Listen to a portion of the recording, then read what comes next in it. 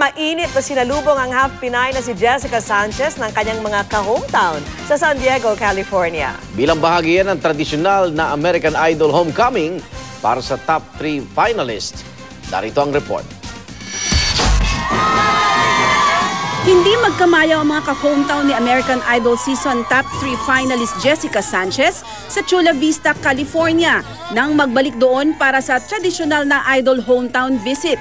Sa kalsada pa lang, pila-pila na ang mga nag-abang makita lamang si Jessica. Apaw rin ang mga tao sa Eastlake High School kung saan siya nag-aral. She went to my middle school. Yeah, she was a really good singer. Excellent. She was in one of my classes in 8th grade. Tinumog din ng half-Pinay singer sa kanyang motorcade. At pagdating sa football stadium ng Chula Vista, mas marami pang fans ang naghintay kay Jessica.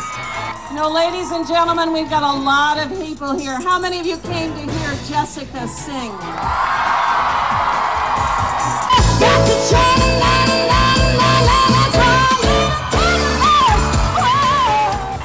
Siyempre pa, hindi pinalampas si Jessica ang pagkakataong itanghal muli ang kantang nagpahanga kina Randy Jackson, Jennifer Lopez at Steven Tyler.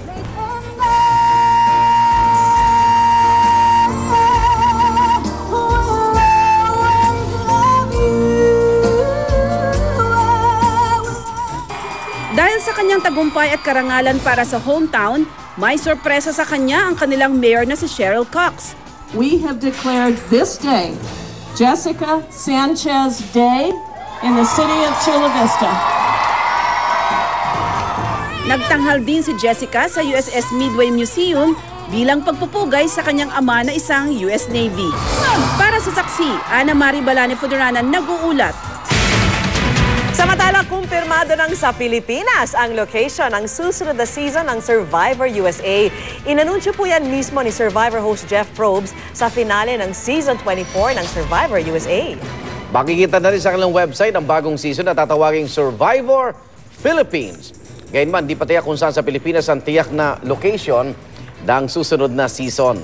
Pero bago nito, napabalita ng nagsushoot sa Caramoan Island sa Camarines Sur ang sikat na reality show. Hindi po ito ang unang pagkakataon na ang isla ang ginawang location ng reality show franchise ng ibang bansa.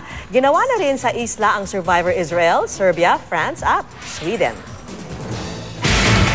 Kung nasa ng balita, ikaw tangligan ng katotohanan, magkasama sa pagbabalitang walang kinikilingan. Walang pinoprotektahan, walang kasinungalingan, serbisyong totoo po lamang. Susunod na ang Eyewitness at ako po si Vicky Morales. Ako naman, Arnold Glavio. Hanggang bukas, sama-sama tayong magiging saksi.